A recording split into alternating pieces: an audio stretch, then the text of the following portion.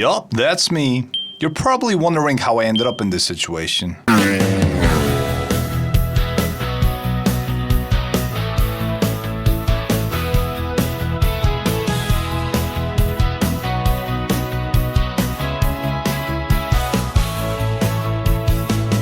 Hi guys, welcome back to the channel.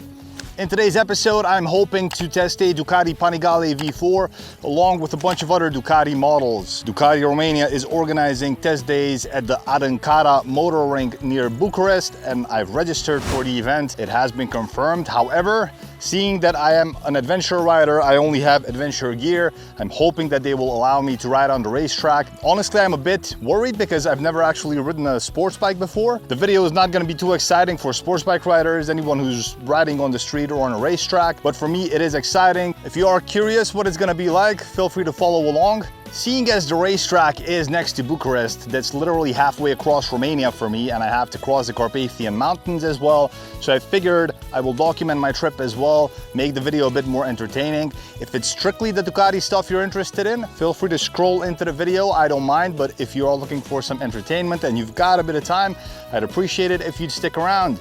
Having said that, I want to thank the sponsor of this video, that is me. I am the sponsor of this video.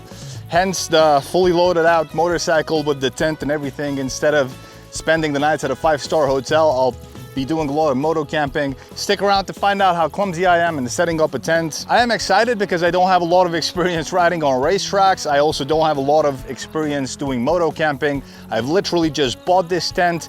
I figured because the racetrack is in a bit of a remote area, there's no point in actually going to stay at a hotel. It's just best to set up base there, literally right next to the track. And at sunrise, I'll already be ready to go onto the motor rink and start my tests with the Ducatis. Also, I am guessing that for most of you, Romania is a pretty exotic country, so I am hoping to kind of share some of the views. You'll be able to see a lot of interesting things, including castles such as the one in the background right here. I am right now in Rupea, which is, I'm already roughly 150 kilometers into my trip, and I have another 350 to go. I'll stop over in Brasov as well, and then I'll cross the beautiful Carpathian Mountains. This time around, I'll be crossing the Prahova Valley, which is just south of Brasov. It's the most popular road to take for people from Bucharest if they want to come on this side of the country to Transylvania. Even though traffic can be pretty nasty around there, I kind of want to show you guys because there's a lot of interesting things along the way, as well as beautiful views, as well as beautiful roads for motorcycles especially. In this video, I really wanted to focus on the Ducati test days. I could have taken some alternative routes and I could have filmed around, do a bit of more vlogging. I really want to make sure that I'll actually get to the racetrack. I'll be able to actually set up my base there, buy a couple of beers for the evening as well, just so I can kind of enjoy the views. However, it just crossed my mind that that part of the country is completely flat. So there's not going to be a lot to see down at the racetrack itself where the base will be. Now, I do want to enjoy a couple of beverages in the evening anyway, regardless of the views. As you can tell, the bike is fully loaded. I did not pack light in any way, shape or form. I actually got a large tent that's theoretically meant for 4 people, but it's supposed to be able to house the motorcycle as well. It's got a so-called living room. I actually have a bit of a chair as well, so it's going to be an interesting trip overall for me. If you want to see more moto content, whether that's vlogs, motorcycle reviews, gear reviews, I'd appreciate it if you'd click the like button, press subscribe, hit the notification bell, all that jazz. And yeah, without any further ado, welcome to Ride with Nimrod, and let's dive into the video.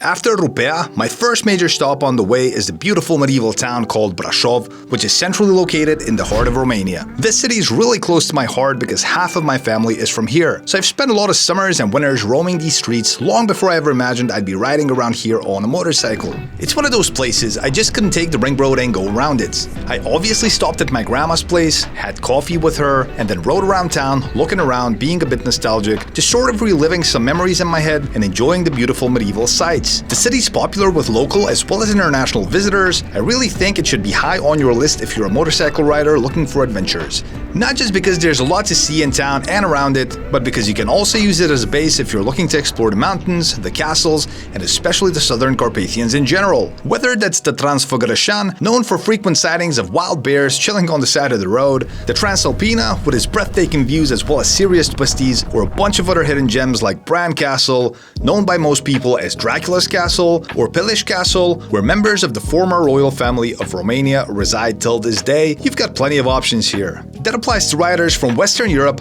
just as much as it does to folks coming from the US, Canada, Australia, or from anywhere around the world for that matter.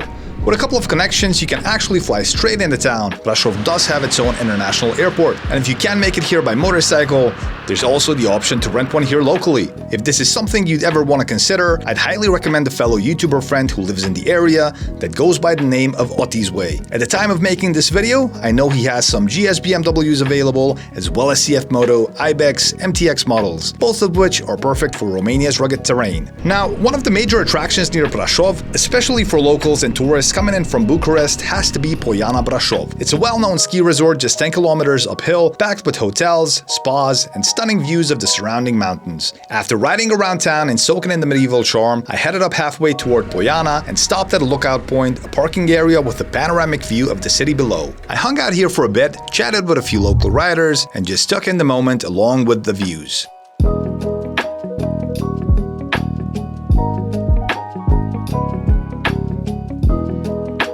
But then, reality quickly kicked in. I still had to pitch my tent for the night over 200 kilometers away without even knowing where the campsite will be. So I made my way toward the Prahova Valley, already expecting the traffic to get bad. Before leaving town, I also made a quick stop at an electronics store. I picked up a microphone adapter for my Insta360 because my current setup required me to record my voice onto a separate device, which made casual ride commentary pretty difficult to sync in post. But considering that otherwise the existing setup works, that's the one that I used for testing the Ducatis, as said device, which is a Zoom H5, doesn't just record my voice, but it also records the sound of whatever motorcycle I'm on as well. Pretty important detail when riding something like a Ducati. I plugged everything in right then and there, mid-ride, hoping it would work, so if the audio in the upcoming segment sounds a bit off, I'll do my best to clean it up in editing, and if it turns out to be totally unusable, I'll just drop in a voiceover like this one instead. Either way, we'll make the best of it. And now, let's head over to the mountains. So 1, 2, 1, 2, we're going 60k an hour.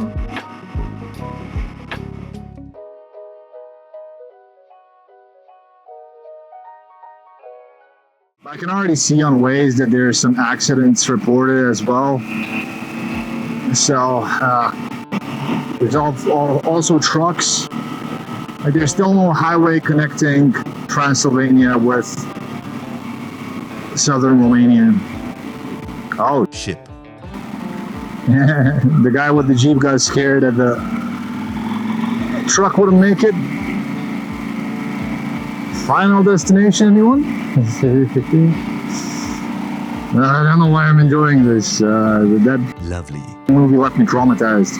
I'm not even gonna watch the new one. I'll let the new movie traumatize the current generation, okay? Like the first one already, or the first few have already done the trick for me. There we go.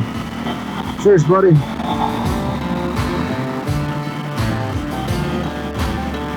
Let's see what that accident is. Yeah, guy was signaling for me to slow down. Yep.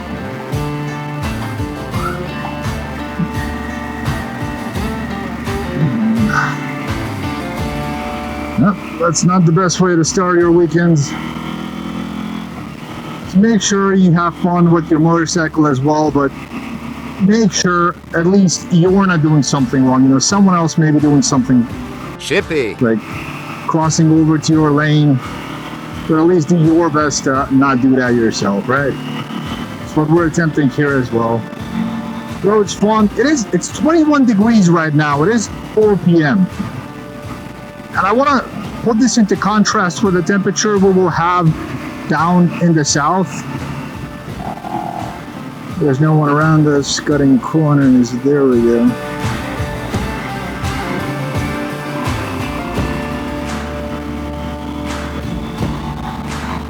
These mountains are so beautiful. There's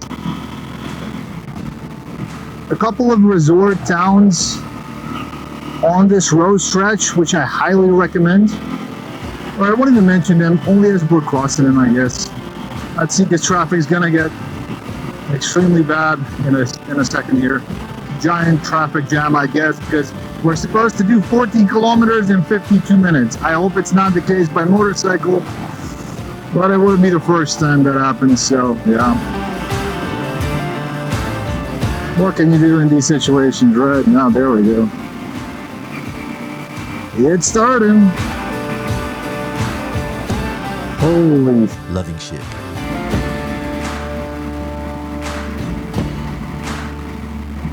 This is bad.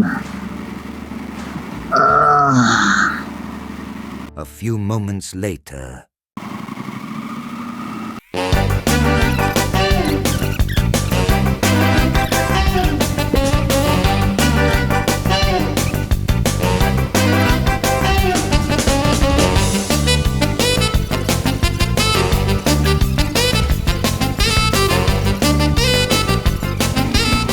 Oh, the mountains are coming up. Look at those mountains up there. It's insane. These are the views you get in Romania. You just drive south from Brasov. Do your best to do it sometime during the week if you are here. If you necessarily want to just cross it and pass in the views, you can do it by night as well, and then you skip the entire traffic jam situation. I can tell that there's an entire industry around the traffic jams. As well, people selling stuff or just begging for money.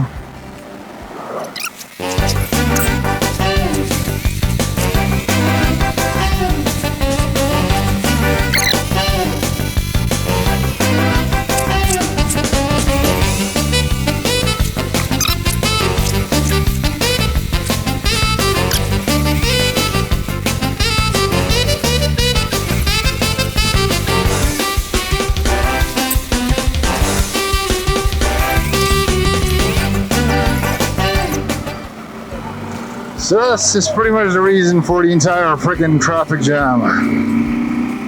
There you go. This little, well, it's not a little bridge, it's a bit of a viaduct, but you know what could make this a bit more efficient? Doing it at night, For love's sake. when there's no traffic. Yes, but why use brain cells if you can just Love. traffic, so.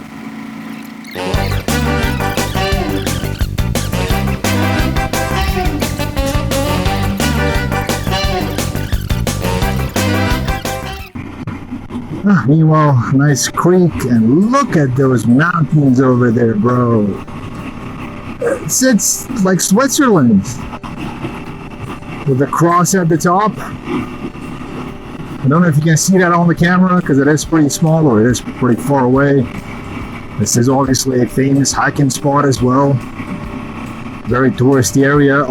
Well, if the traffic jams didn't give that away, then yeah, I don't know what does. And compared to Switzerland, the only thing I see that's different is that for some reason the vegetation here is a bit more lush. Like in Switzerland, the grass for some reason doesn't grow too tall in many places. I don't know if that's because the cows are grazing everything, or if that's just the local plant life. I don't know. I'm just thinking out loud. Oh man. They can take a lift up there as well. Obviously, you don't have to hike the whole thing. But in my case, I'm just happy that I get to ride through here. Azuga, one of the towns on this stretch that is also well known, and they have a well-known still water brand as well in our area for obvious reasons, because you'd imagine that water coming from this place is as fresh as it could get.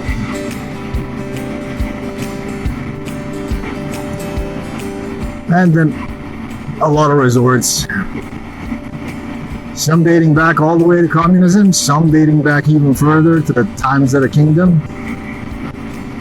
And way newer ones as well, modern buildings. Personally, I prefer the older ones, like predating communism even. So yeah, it's Azuga.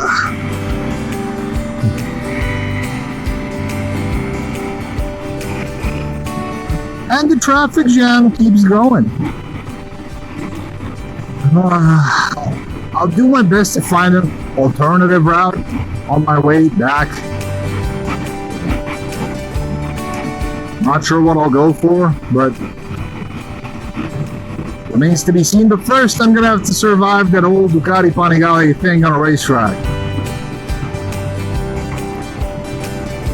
Yeah, I really gotta survive that. Well, first I gotta get there, then I have to set up camp, and then I have to pack everything up in the morning, go ride several motorcycles on a racetrack, mingle around, get to know a bunch of people as well, because mainly why I wanted to do this, like I'm actually doing this trip all the way down there, is to get to know the guys from Ducati, or for them to get to know me actually of my existence as a YouTube channel. And thanks to you lovely guys, they may be open to, lending me a motorcycle for a day, take it out, test it. I was opting for the Desert X, but I've been told that due to a stricter European regulation, EU regulation, Ducati has stopped manufacturing the Desert X, and they are working on the newer engine that is more compliant with the new laws with regards to emissions. And once they'll have those bikes rolling out, the new Desert X's, they'll be happy to get me one to test and take out, review, and all that. So welcome to Busteni. Look at those mountains and those traffic jams and everything. I gotta pay attention. There is a castle / mansion in this town.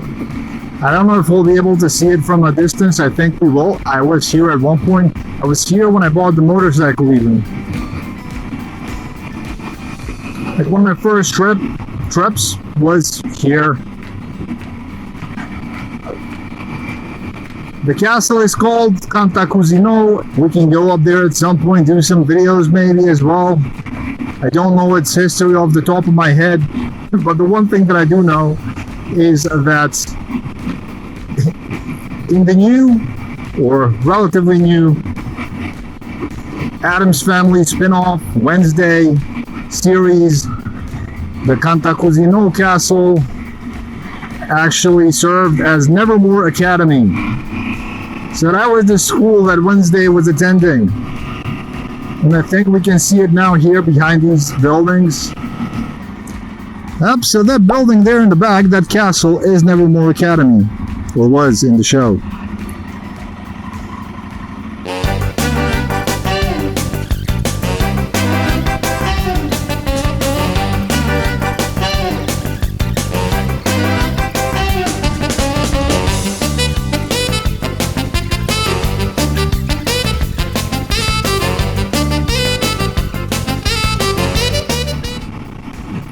Anyway, these monologues and these videos in general sound so much better in my head than when I actually put it on camera.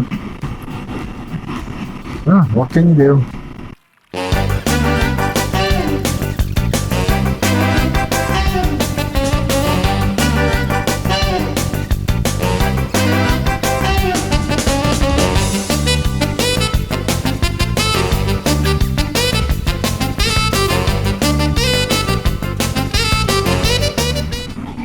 Right, so this is Sinaia. You can actually get a cable car from here going up to the mountain as well. But the other thing that it's famous for is having the former residence of the royal family of Romania here as well, Peleș Castle. It is a really cool spot, and I'll do my best to come out here again at some point, film it a bit. I've been here before several times. And I think last time I was here was with John McAfee. That's the story for a different video. Now, if you're not familiar with the man, I highly recommend watching this short 4-minute video titled How to Uninstall McAfee Antivirus. It's enlightening. Let's just say it gives you a taste of who he really was. Rest in peace, McAfee.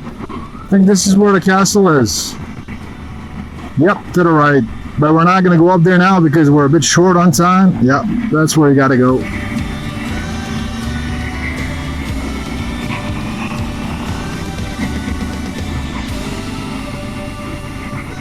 But as far as I'm aware, the family still lives there.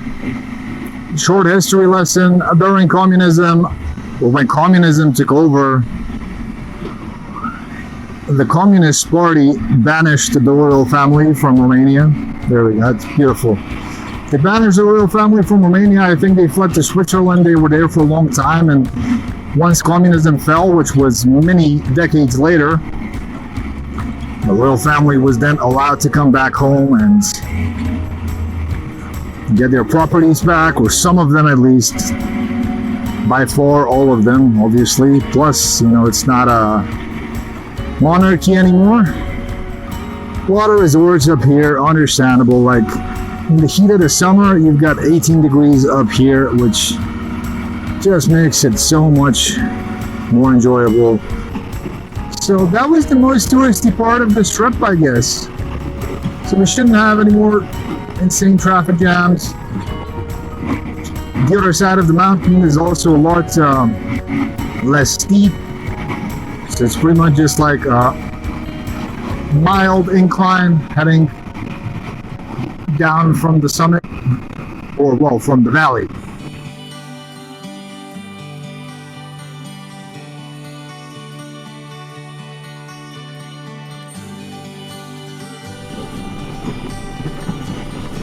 Right, so we just made it off of the mountain. If I look in the background, sorry, if I look back, it's just hills, like the foothills of the mountains, and if I look ahead, it's pretty much just flat. So from here on out, it's more or less just a straight road with a few turns all the way to Adâncata, so it's going to be a boring ride. But I'm doing my best, listening to music, podcasts, things to keep me entertained.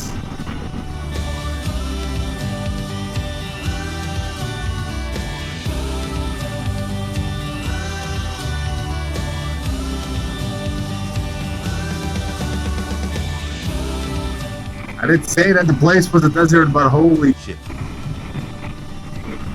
Like there's not much happening for miles, kilometers, whatever. Like anywhere I look, there's just absolutely nothing.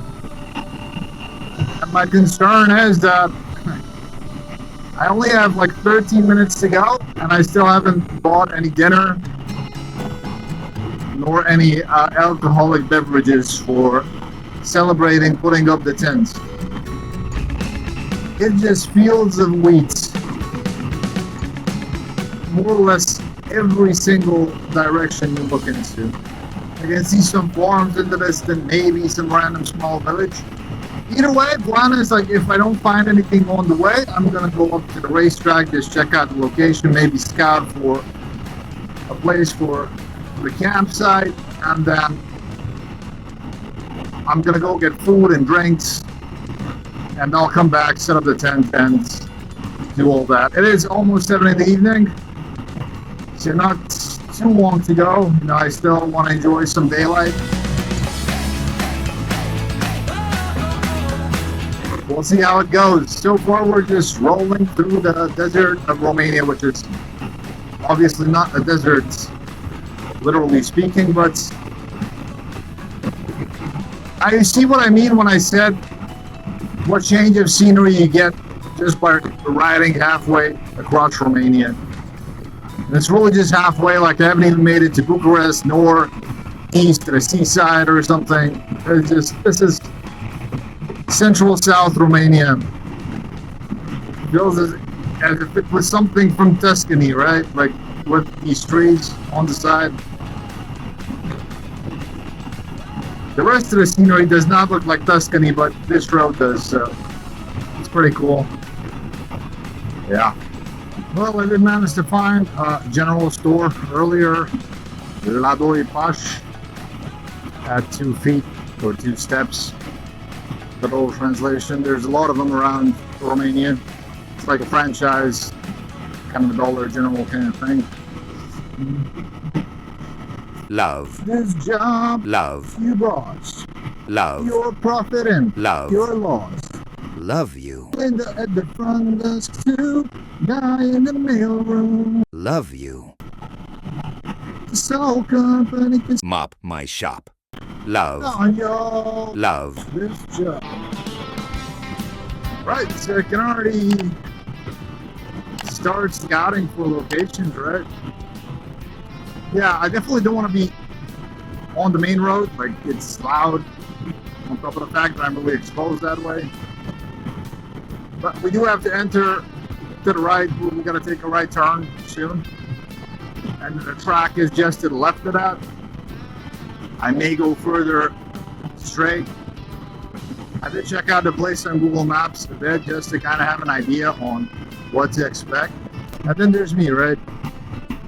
I wanted to cheap out, not go for a hotel somewhere in town, and then I have to ride out another hour in the morning. Chose to just camp out here and see how things go. Have my thoughts to myself, not have to interact with staff or guests or anything like that. Adâncata, yep, that's the place, right?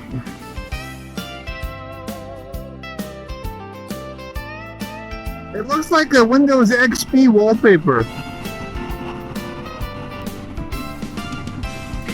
Motorpark Circuit Automoto, Circuit Automoto as they call it around here. Well, this is where I thought that I'd go further ahead, but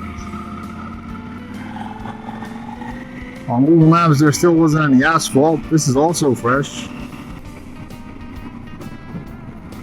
Will be make for a nice camping spot. And technically I could set up camp here as well, but don't want to be literally on the track.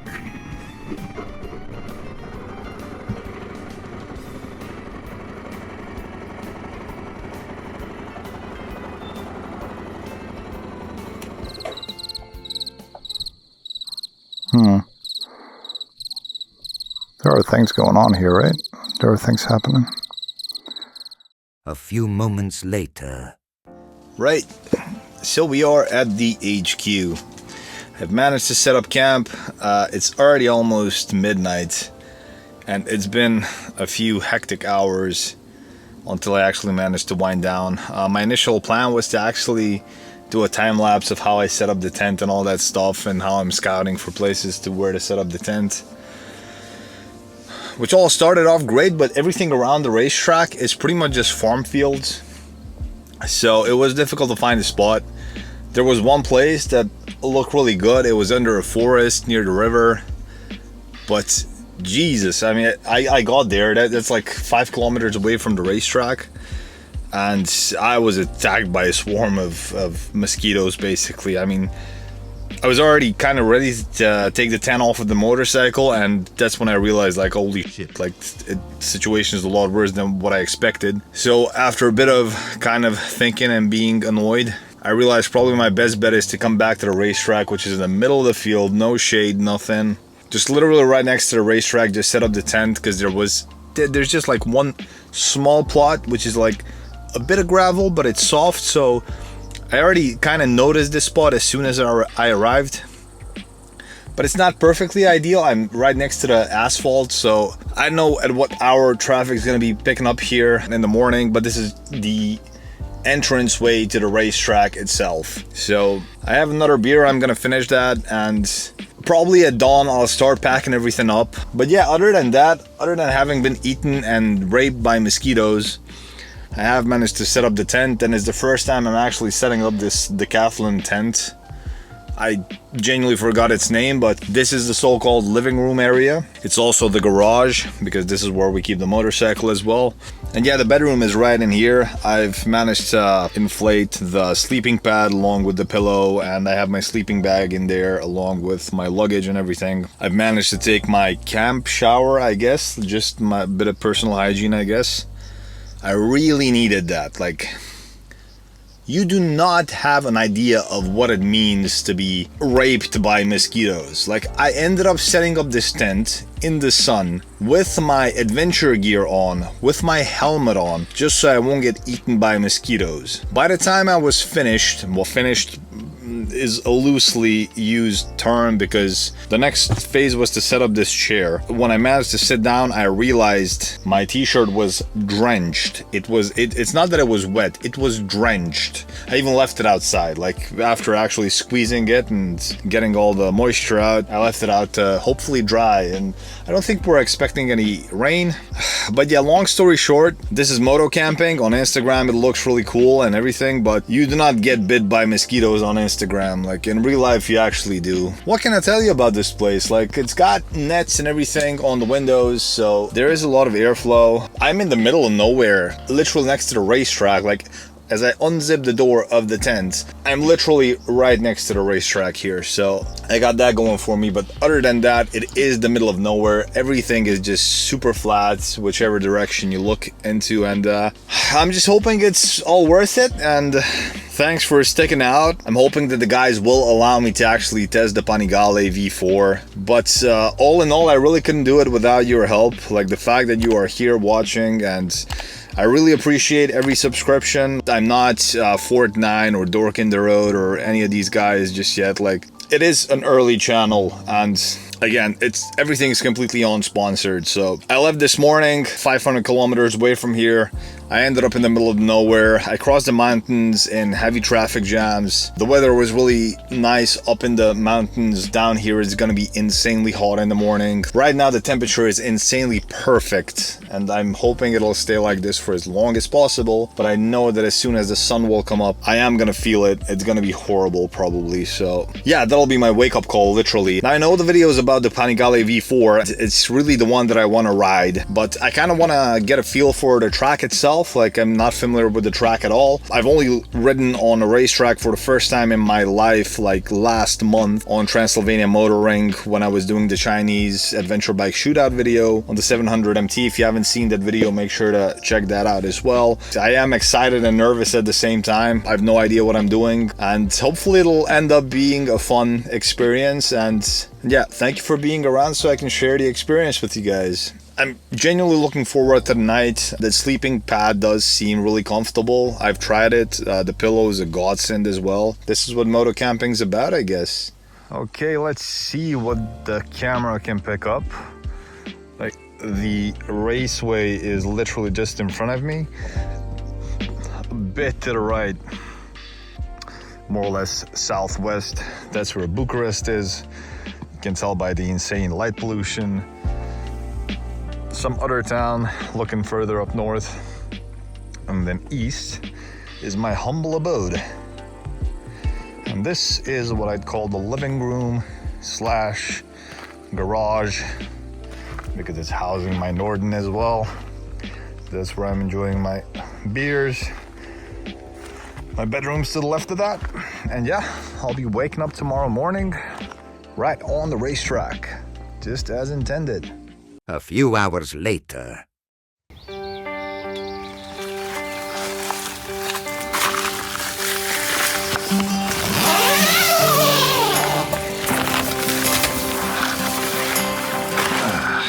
Morning. Yep, literally right next to the racetrack. You can see the paddocks there and everything. And there's already a bit of traffic picking up. Oh, look, Ducati car. Right place, right time. And yeah, base camp is here. Yeah, off to the tests then. Just wanted to give a bit of a morning report. It looked like a bag of potatoes, which is great. Got up, everything's fine. I took the motorcycle out, took the luggages, everything packed up. I'll leave the tent here because we are next to the racetrack. I can check on it a bit later if I have to.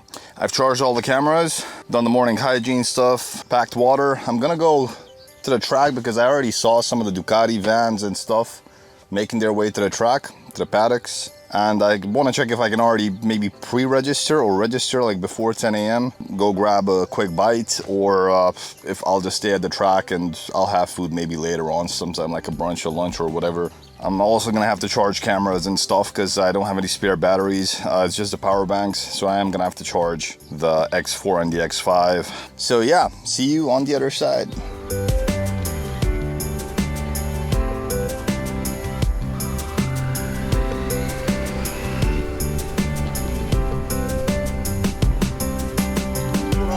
Frate, vreme am ajuns.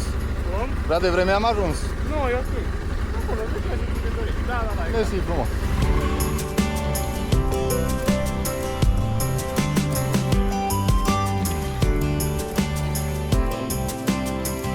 So I arrived early, which only made it worse because the moment I saw the Ducati crew unloading Panigales like they were pit bikes, my imposter syndrome kicked in hard. These guys were pros, meanwhile I was still trying to decide if my boots looked racetrack legal. There were loads of other cool bikes out, some of which I wasn't even familiar with just yet. I spotted a Diavel, a Multistrada, as well as a Panigale V2, which in itself is an intimidating bike, even though it's got a bit of a smaller engine than the V4S. A bike that wasn't getting too much attention from the sports bike guys, but really caught my eye was the Desert X. That's actually how I first got in touch with Ducati Romania. I wanted to review the Desert X a few months back, and they said that as Ducati was redesigning the 950 engine that goes into the Desert X, they didn't have one available for testing. But they did say that I may be able to test one here if the guys from Bucharest brought it out to the racetrack. So seeing it here in person, yeah, that was exciting. Even though it's not exactly a track bike, I was looking forward to trying it, just to see how it compares to my own Husqvarna Norden 901. So yeah, given that things were already moving, I didn't even get a chance to have breakfast. Instead, it was straight into the registration, waivers, paperwork, signatures. From what I understood, if I wrecked the bike, I'd basically have to sell my house, maybe a kidney, just to cover the damages. Very reassuring, right? Eventually, they told me that my first ride would be on the Multistrada V2. Honestly, that was a relief. It gave me time to watch the first group line up and see what the hell I was supposed to do. It also gave me time to listen to the safety briefing, which was mostly aimed at people in full leather race suits. Meanwhile, I was rocking my Revit adventure jacket, motorcycle jeans, and my Icon boots, along with my Husqvarna backpack that had my camera gear in it. I looked more like I was headed for a weekend in the Alps rather than a track session. Also reassuring, at least Ducati's V2 engines are a bit smaller and somewhat more user-friendly compared to the V4S, which was coming later. I'd never ridden Multistrada before, but it looked like a proper touring bike, comfortable, upright, more up my alley compared to the Panigale. It was the perfect warm-up to get a feel for the track layout, the turns, braking zones. That's also why I'm doing a separate video just for the Multistrada as well as the Desert X, so I can go into more detail on those bikes there rather than just scrubbing over them here. So if you want those first impressions, hit that subscribe button. They are coming next. While I was watching the first group do their laps, I noticed the Panigales that had the DRE label, which stands for Ducati Riding Experience. Ducati Romania had actually invited over the pros from Ducati's Riding Academy to share some wisdom with local Ducati owners who were looking to improve their lap times. The two reps from the Ducati Riding Experience were Dario Marchetti. Margarete. Don't judge me, I just had to use that clip. Given that Marchetti is as Italian as Ducatis get. He's a seasoned veteran who in his prime raced many pro events including Daytona, Macau, as well as a bunch of other races in different categories. He's been the technical director for Ducati Riding Experience for over 20 years now, so he definitely has some wisdom to share. Alongside Dario was his young and super chill co-instructor Samuele Cavalieri, who is currently winning superbike races in the Italian Superbike Series, but he also competed in the World Superbike Championship. He's also pulling double duty traveling around with Dario teaching others how to win races. Watching these two guys ride was honestly a bit humbling, but also a total pleasure. Just clean, fluid, fast laps and wheelies. You could sit and study their corner entries like it's a masterclass. And that kinda did, even though I had absolutely zero intention of putting my knees down in the corners in my sexy jeans. So, after my session on the Multistrada, I decided to ask Samuele what he thought about me trying the Panigale V4S. You know, just casually throwing myself into the deep end. I was half expecting a laugh or a gentle, maybe not today. But to my surprise, he was actually really encouraging. So I took that as my green light, and well, here's how that went. With me is Samuele Cavalieri, young superbike talent from Italy representing Ducati. Yes. Samuele, what do you think as an adventure rider? I've never ridden a sports bike before in my life. Is it a good idea to get on Panigale V4S today on the racetrack? What do you think? Yes, I think that is very, very cool. And this morning, one guy that never ride Panigale V2, never Panigale V4, because he have multistrada, so very different kind of motorbike. Asked me the same question, and I answered that he have to try. When she came down from the bike, was surprised, and V2 is a step before a real big step, but the Ducati is a very easy bike. But it's a very intimidating. Also the V4, yes, have a lot of horsepower, but he's very easy, and so coming something like the Desert X. I have a Husqvarna Norden. Okay. My cap as well. And yeah, this I kind of wanted to try. I don't think I won't crash. Thank you, Samuele. Thank you to you and Forza Ducati. Forza Ducati. So, after the interview with Samuele, wrapped up with the good old Forza Ducati, we took a little breather. The Ducati Romania crew was kind enough to schedule my ride on the Desert X for later that afternoon, and they even hooked me up with coffee and meal vouchers, which was a lifesaver considering I hadn't eaten anything all day. But then came what I think was the real star of the entire day, a little guy on his own mini Panigale, riding alongside his dad on a full-sized multistrada.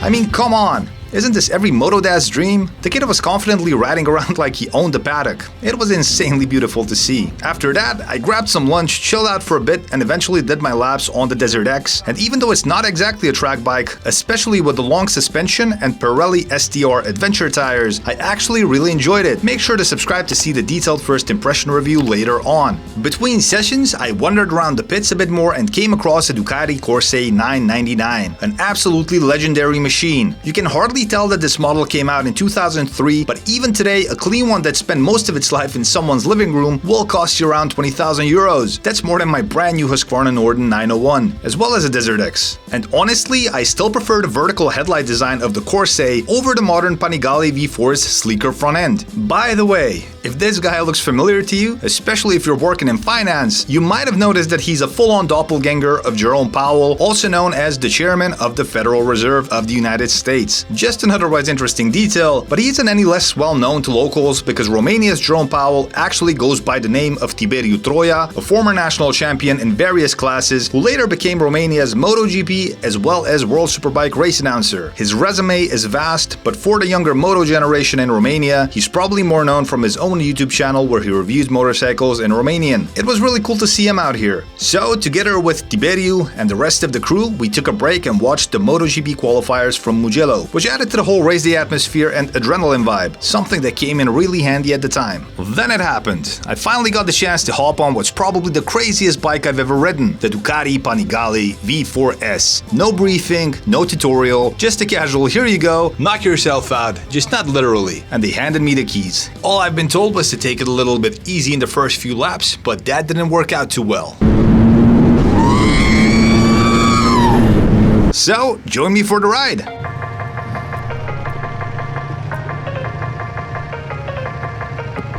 Holy guys, you have no idea how uncomfortable it is to sit on this bike.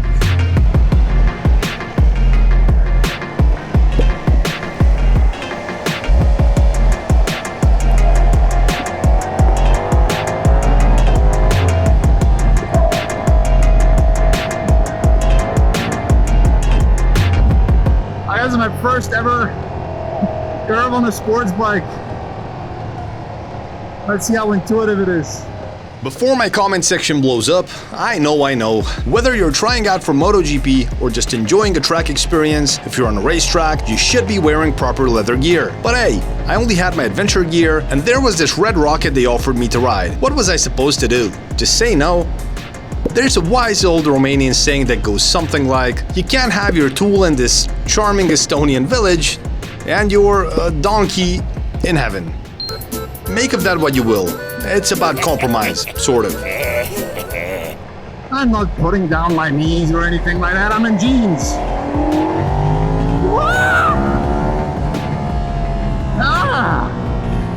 Wow, this thing is a lovely rocket on two wheels.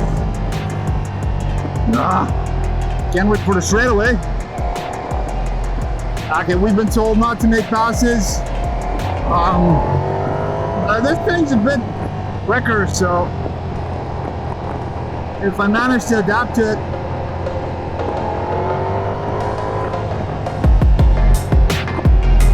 same time, it's super uncomfortable. I don't understand how people can buy these for the screen. Love.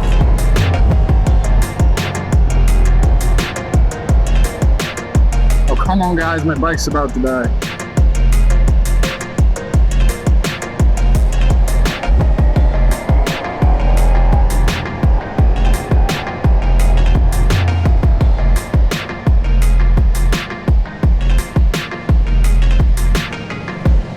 Okay, I'm gonna have to pass this guy, he's too slow.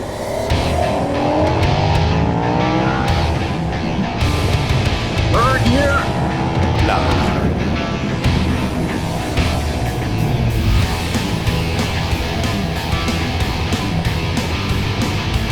Second gear.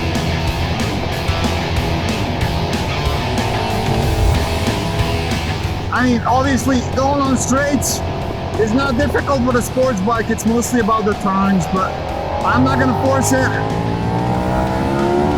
Love. Second gear, so fucking angry. Okay, straight away. Let's see what we can do.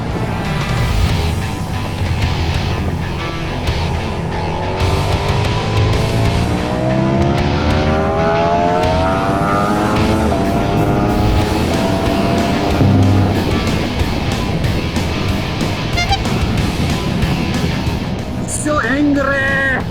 Woo! I can see why people die on these things. It's not difficult to understand.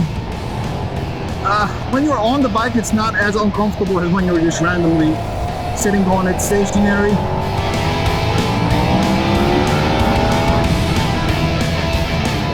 So insane what this thing can do in second gear.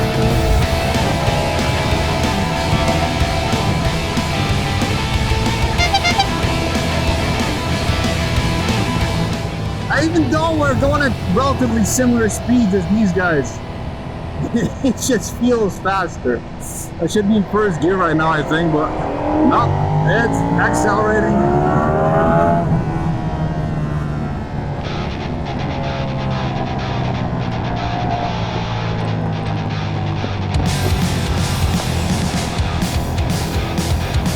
Yep, now I got a bit of courage to lean in to the turn.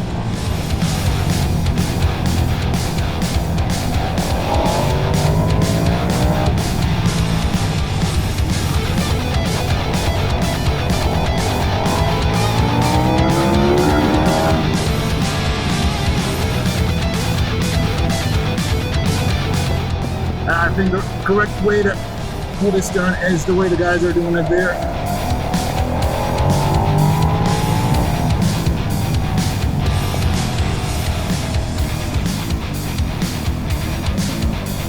This is a very slow turn.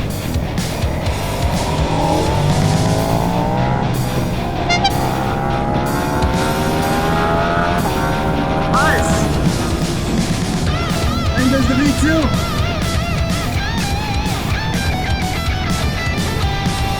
That's how you gotta do it now. Like, I'm gonna try to stick to this guy for a bit, which I won't be able to look at that lean. For love's sake.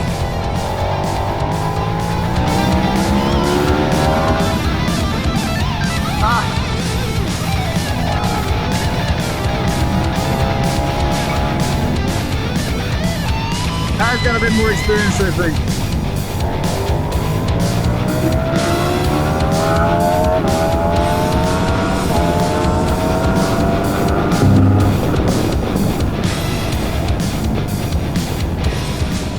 On the straight, I can only do like the fourth gear. Guy on the V2 is already up front.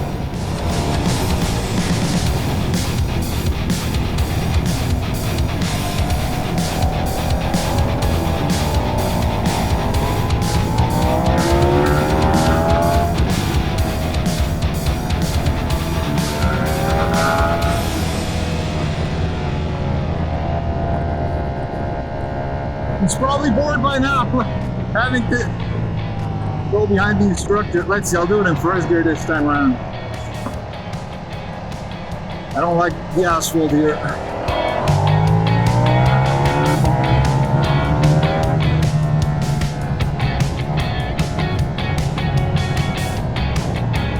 For those unfamiliar with Ducatis, one of the things that sets them apart is something called a desmodromic valve train system. Bit of a mouthful, I know. Most people just call it Desmo for short.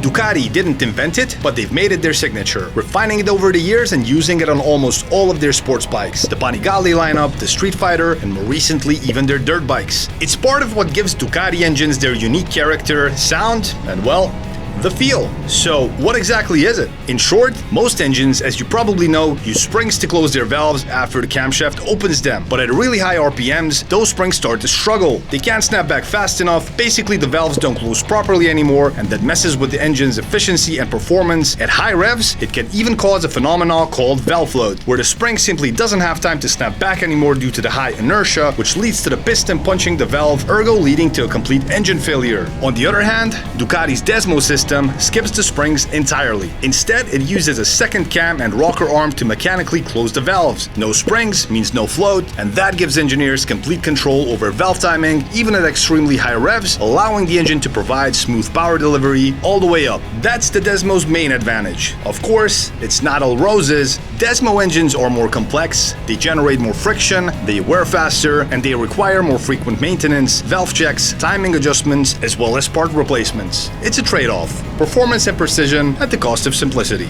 But when you're on a track like this, wide open throttle, hammering down the straights, you can definitely feel that Desmo magic.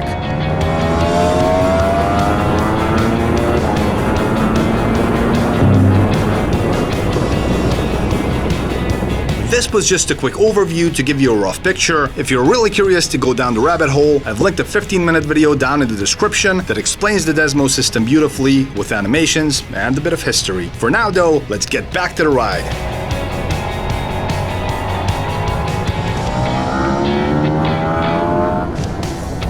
It's not a smile that you have on. It's not a smile that you see on my face. It's my fatigue from being chickened out. How can this thing be so powerful? Jesus. Where's gear?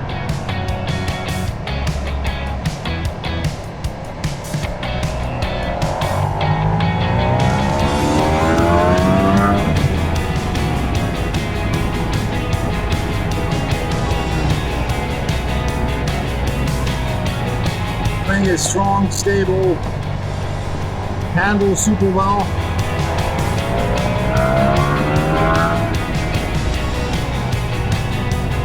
Yep, no, I kind of missed that turn because I thought we were going almost straight.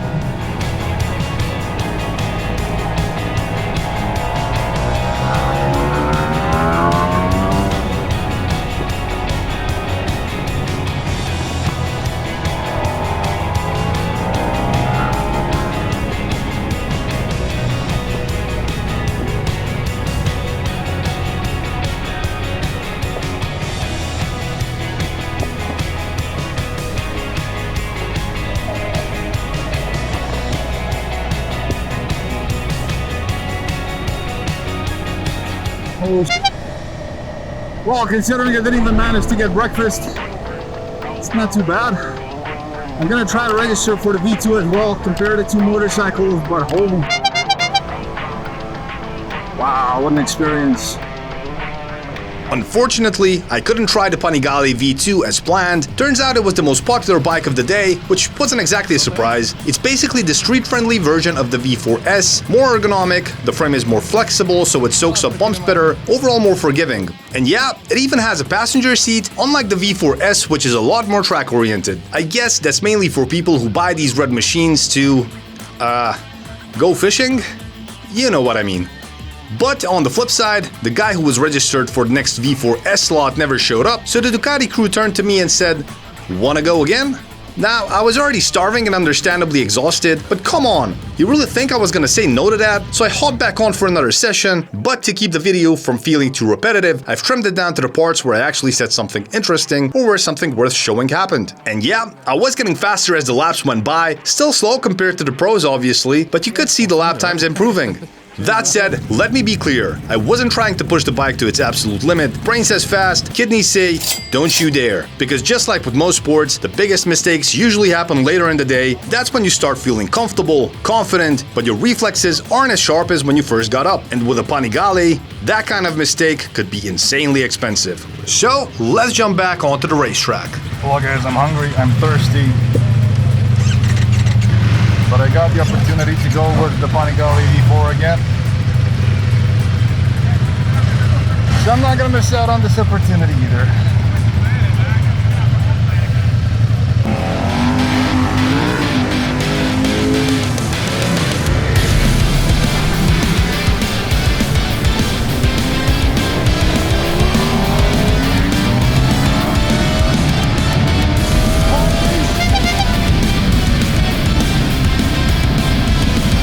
I keep forgetting how Loving. big this thing is.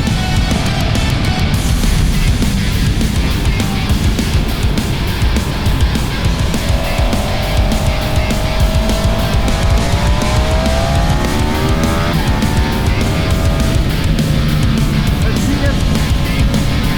Oh man, it's actually finished these few laps because now I'm really having fun. I'm so happy that I got another chance on the V4 Panigale. Like the most fun bike there is, honestly.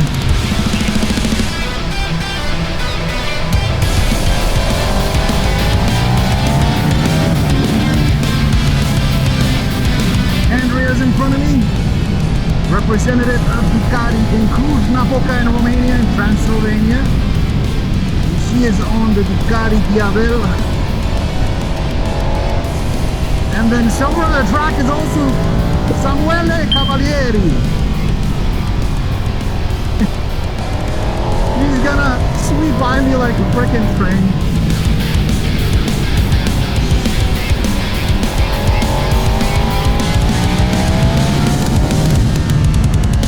I keep forgetting how high these RPMs go on these Desmo Ducatis. So insane.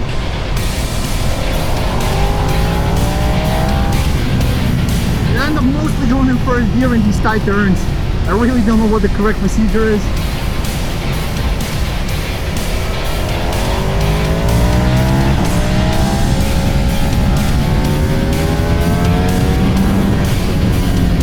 Oh, second gear I'm going like 170 kilometers an hour. It's not normal.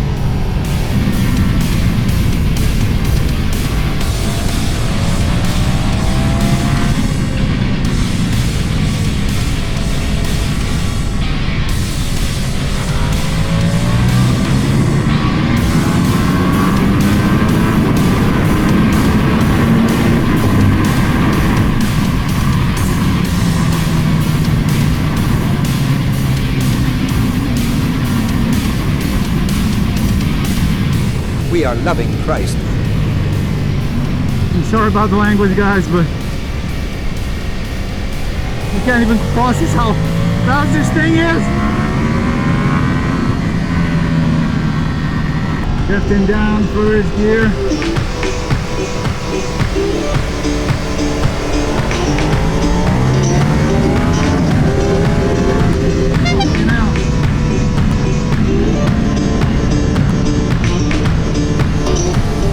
Panigale, but I don't know if I'm guessing that's the V2, right?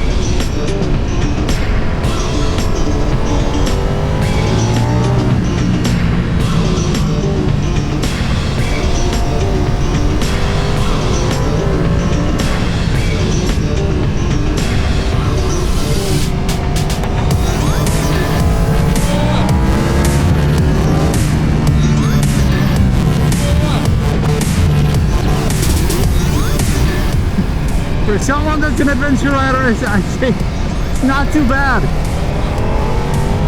So far, at least I just don't want to crash it. First gear. This is a very tight turn.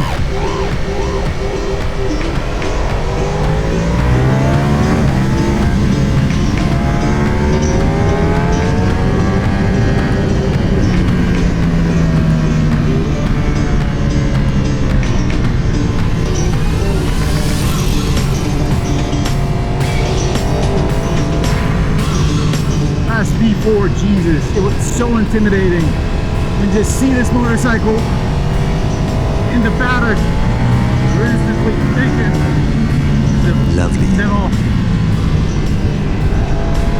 I'm not gonna put my knee down, right? I'm in Lovely. an adventure gear again. Let's see.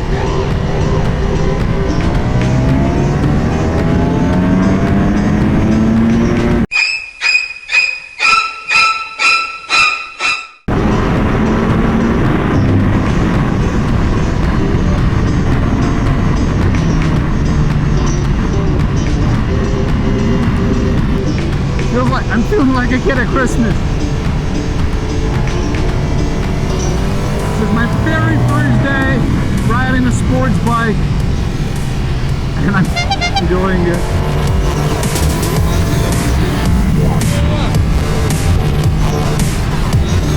My second time on the Panigale this time around, but I'm a bit more familiar with the track now, and having ridden the Desert X twice on here as well. Did help a lot.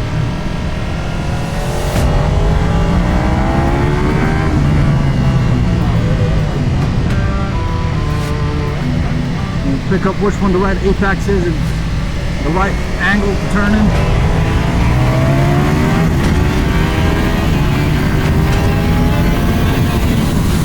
170K. There's someone behind me.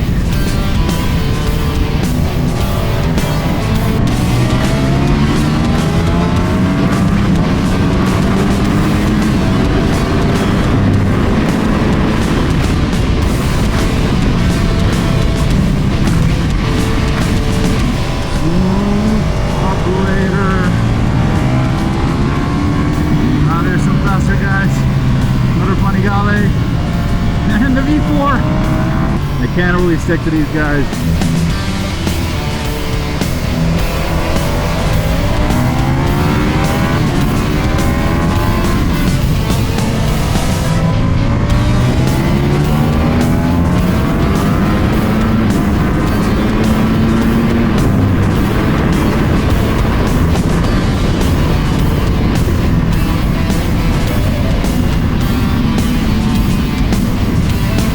I'd say for someone that's an adventure rider, that wasn't all too horrible, right? I don't know if I'm allowed to go for another lap. They haven't red flagged it. Oh, there's still bikes on the track. No, I'm not stopping if they're not stopping me, right?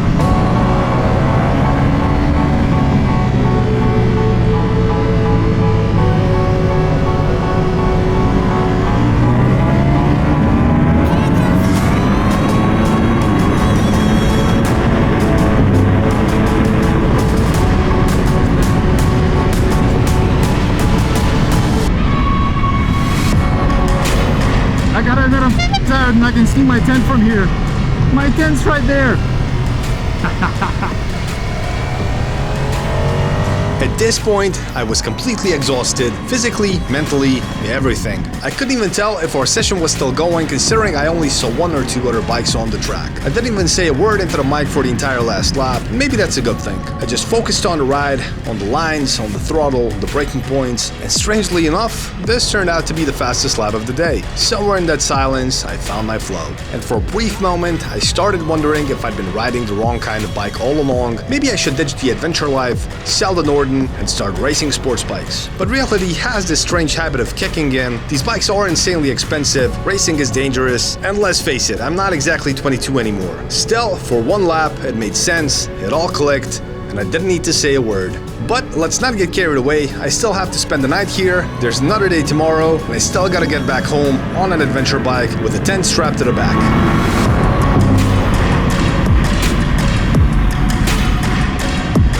And with that, the red flag was waved, and I went around thanking the track crew for doing their job.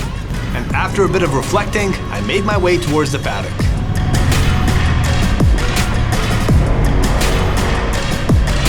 So that was the last lap. I'm gonna take this as a cool down lap right now. My helmet was flying now. And And there's a very high chance I'm just gonna go ahead and stick to adventure riding. This is fun. It is way too fun, and I guess that's the problem with it. I can see how people love it and crash easily because, yeah, it's a dangerous sport, right? Especially when you're wearing jeans.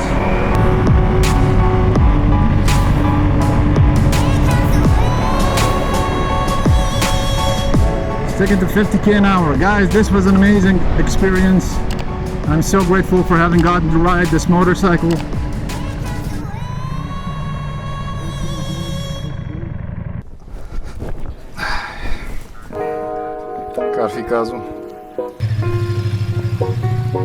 So, without forgetting that tomorrow was another full day at the track, I hung around for a bit, chatted with the crew. How was your riding? Cheers, guys. But honestly, I was starving, so I headed straight to the village shop for some supplies, then decided to check out the neighboring village, a place called Dridu, where I'd seen a pizzeria with decent reviews that I was gonna check out later, since there's a nice lake nearby where I first decided to take a breather alongside some of the locals. It was a Saturday night after all, so the local youth was out with RC cars, motorcycles, and based on some of the other visitors, just somewhat looking for trouble. No, la polizia, no. Oh, and yeah, hydration. But don't worry, it's non-alcoholic.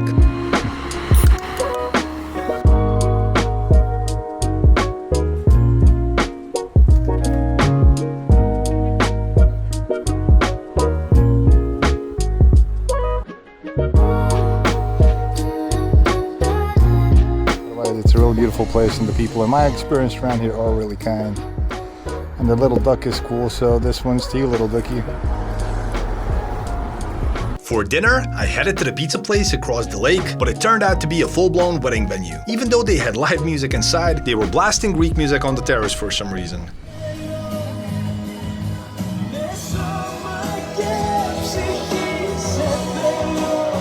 Totally surreal, but an insanely beautiful view with the sunset, and the pizza, it felt like a gift from Zeus himself. Overall, I can guarantee you, I never imagined that after a full day of riding Ducatis on a racetrack, I'd end the night low-key attending a wedding.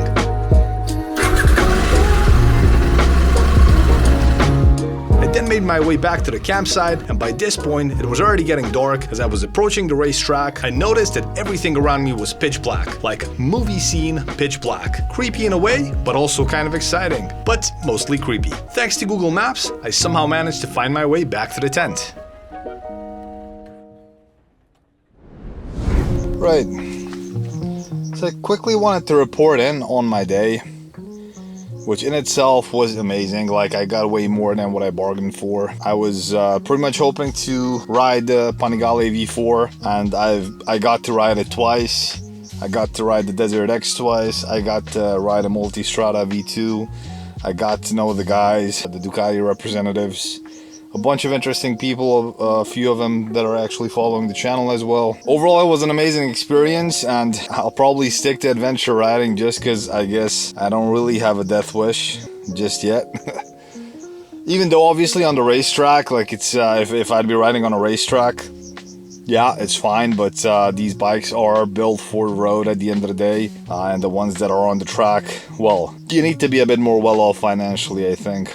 Yeah, I don't know. I'm gonna summarize my thoughts later on, I guess. I just wanted to give you a quick report tonight. Again, still next to the racetrack. I'll go in tomorrow as well. It's mainly an exclusive day for Ducati owners, pretty much. But yeah, they invited me to go back. The Italians as well, Samuele and Dario.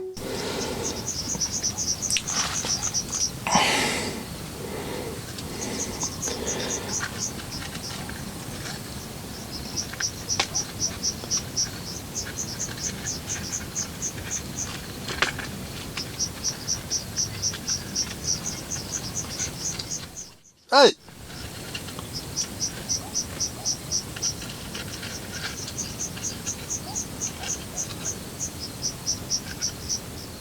Just what you want to hear. Random noises from outside.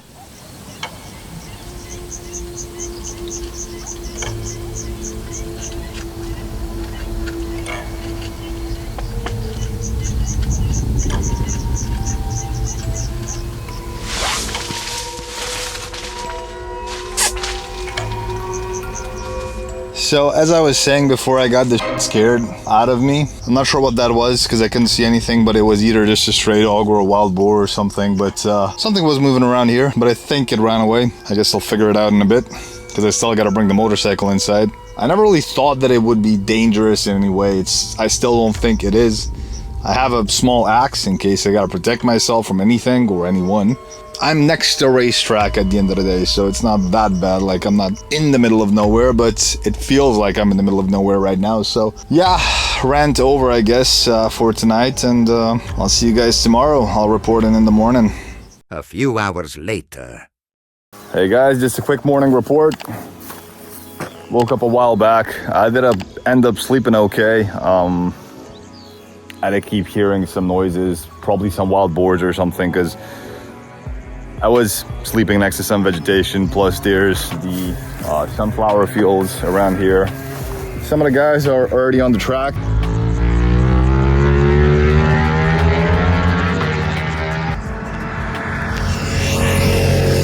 Nothing like some nice Ducati noises to wake up to. Cheers, guys. Yay. Yeah, so a lot of bikers showing up. Being next to the road wasn't an issue because it was completely quiet at night. Like, traffic started only flowing in at around 9 in the morning. Other than that, right now the plan is to pack most of my stuff up besides the tent. Sleeping bag, sleeping pad, all the other stuff. I can still keep them here so I don't show up at the track being all fully packed. And then later on, if I do decide to leave this place, if my day ends early, if I don't get to ride, I'll find something interesting to film. Well, then I guess I'll pack up the tent as well and move on, well, starting to head towards home. I'm gonna take a different route because it is supposed to be an adventure. At the end of the day, maybe we'll get to see some bears even on the way. I'm gonna take my equipment as well, just in case the guys say, yeah, look, here is a Diavel or a Ducati Monster or the Desert X again to go for another ride. I really wouldn't mind. So, see you guys in a bit. Sunday turned out to be a full-on track day, mostly reserved for Ducati owners and the more seasoned riders. The Ducati Riding Academy crew had their hands full, training riders at much higher speeds than I could keep up with, so naturally I sat this one out. But I still had a great time soaking in the atmosphere. The Ducati team were absolute legends. They kept giving me meal vouchers throughout the day, and while I was having lunch, I found out something interesting. So I've just been told that I could have pitched my tent here, like literally just right next to the track, which would have been really convenient considering that there's also showers and toilets and everything. So yeah, something to know for next time. After that, I wandered around a bit more, chatted with the crew and other riders, asking about long-term ownership experiences so I can include these opinions in my Desert X and Multistrada reviews. Otherwise, I just enjoyed the vibes and Ducati's incredible hospitality. After a main course, I was served another main course disguised as a dessert, and then a shawarma too to wash it all down. I practically didn't need to eat for the rest of the day. Grazie Ducati. As the afternoon rolled on, Dario Marchetti Margarete. gave a detailed pre-race interview on national TV, talking about the upcoming MotoGP race in Mugello. It's not the Mark Marquez track, this is more a Pecco Bagnaia track. I wait for Pecco, a quick race. And when the race started, the whole paddock tuned in. People were on the edge of their seats, especially during the battle between Marc Marquez and Pecco Bagnaia. Every overtake came with shouts and groans.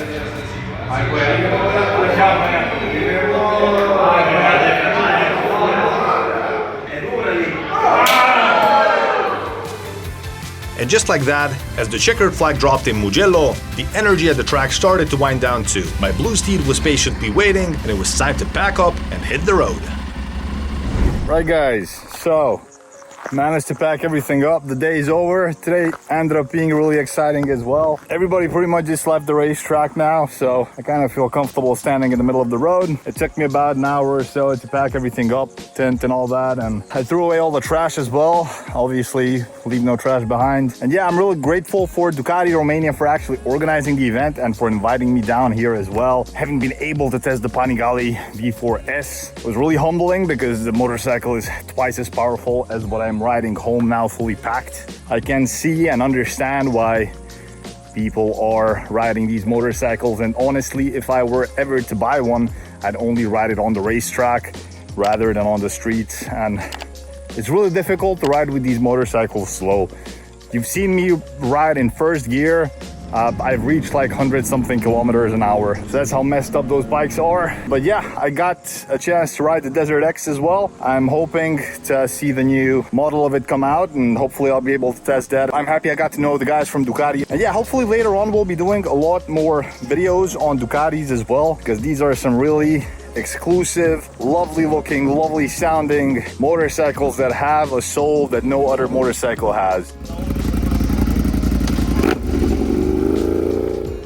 Cannot deny that. Like, the amount of art that goes into one of these bikes is insane. There is not one single part that does not look like it's not a piece of art. Even if it's just an accessory or something on it, the bikes look extremely amazing. So right now I'm gonna make my way home. It is already pretty late. It's like 6 p.m. but I want to head towards a place called Întorsura Buzăului. I'll do my best to actually ride all the way home. I got the camera installed and I'll try to document the interesting stuff. So stick around a bit longer to see, maybe we get lucky and see some bears. But yeah, I hope you enjoyed the Ducati event. But yeah, never in my life have I actually tried or even sat on a sports bike before. They were really intimidating for me, and this was literally the first time I actually got on one. And yeah, I was really concerned at first, and rightfully so, I think, because it is one of the most powerful motorcycles out there. But it ended up being like behaving super lovely, and as Samuele Cavalieri said as well, Ducatis are really forgiving. I think this is what he was trying to say as well. Even though it sounds super powerful, it's like one of those very refined Italians that you think is kind of brutish, but still ends up being refined and elegant. That's kind of the way Ducatis are. I'm gonna hop on the bike now and make my way towards north to Transylvania. See you guys in a bit.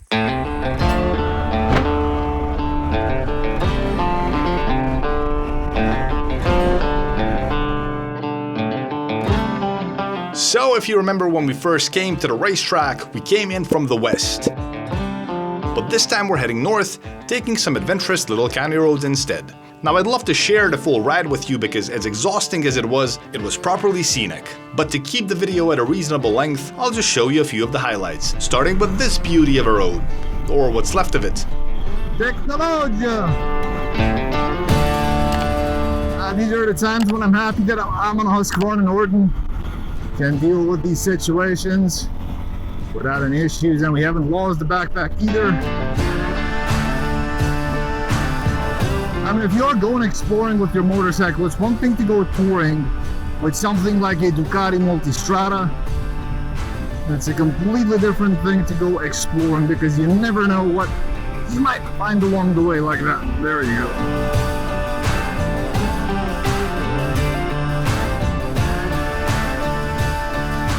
So that's the advantage of having something like the Expedition, the Norden Expedition, even the standard Norden, or the Desert X of the Ducati, or generally something that's a bit more off-road friendly, especially if you're going to places that are less familiar to you, that don't have highways, that have bumpy roads like this. Maybe you'll hit it at a speed, maybe you'll hit it at night. You want to know that your bike's gonna handle it very easily. Like the last bike I'd want to be here with is a Panigale. My bigger concern is that like I have 140 kilometers worth of gas, which is obviously should be more than enough. But I haven't seen any of the major gas station brands along the way. I haven't checked Waze or Google Maps just yet. Finally, about 100 kilometers to go, so it wasn't too bad.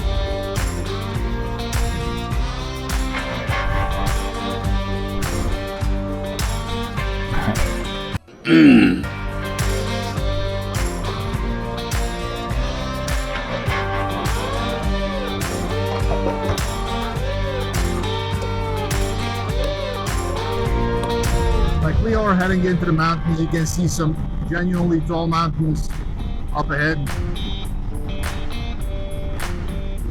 And yeah, sun is still setting. It is almost 8 p.m. The sun shouldn't fully set till about 9:30, 10ish, so we're okay.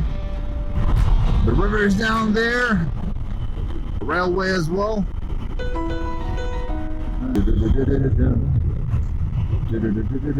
And I need you.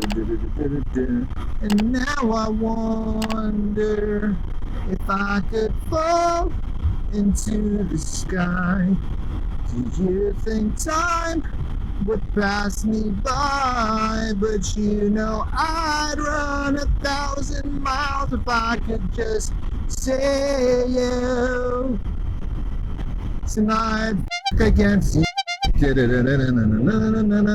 Stuff coming in. Oh, there we go. Single lane bridge. That's pretty cool.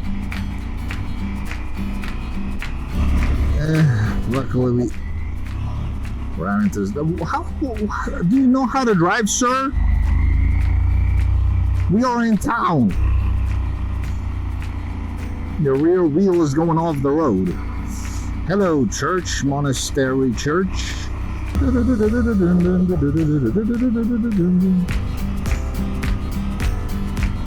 Nehoyu. Hello, Nehoyu. That was a pretty cool looking village. So look at that cool dam that's up ahead. That's where we're headed. I can see the road up there. Let's enjoy this. We still have our luggage, we do.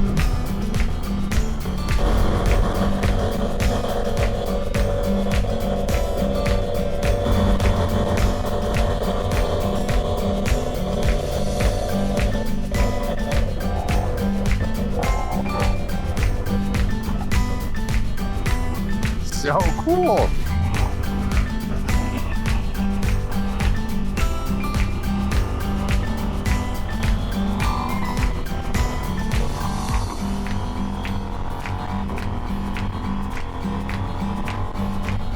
Mega cool this road.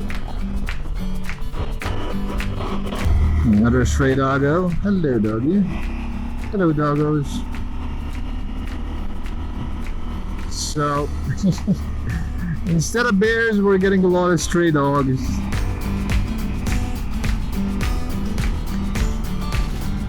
Maybe we get lucky and we get a few stray bears. Oh, the views are so amazing.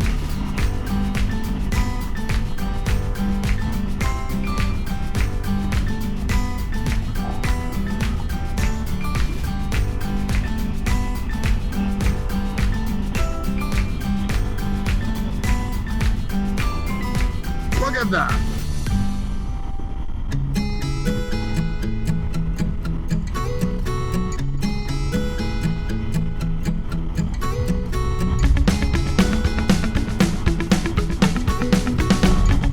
It's gonna be a bit more sketchy at night, but I'm already familiar with that section of road.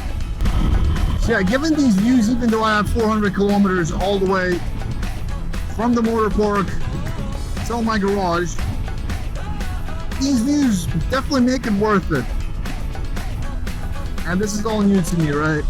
I'm glad I can share it with you guys.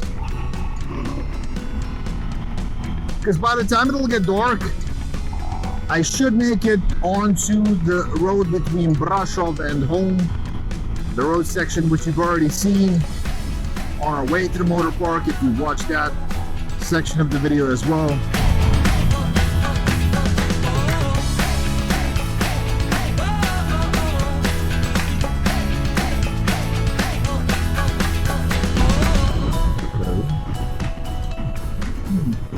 Cool restaurant up here. Nice views. You guys here are enjoying it. Yeah, if you live in Brasov, this is only like 30 kilometers away from the town. What a fun late afternoon getaway or Sunday activity. Come up here to the restaurant, grab a bite to eat, maybe catch a few bears, enjoy the views.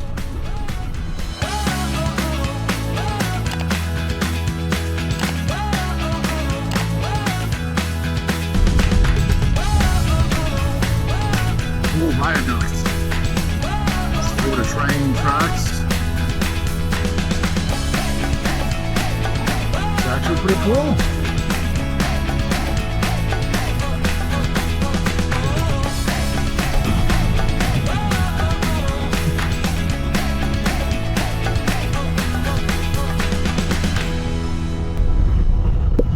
Well, we didn't get to see any bears, but at least we saw some cool places.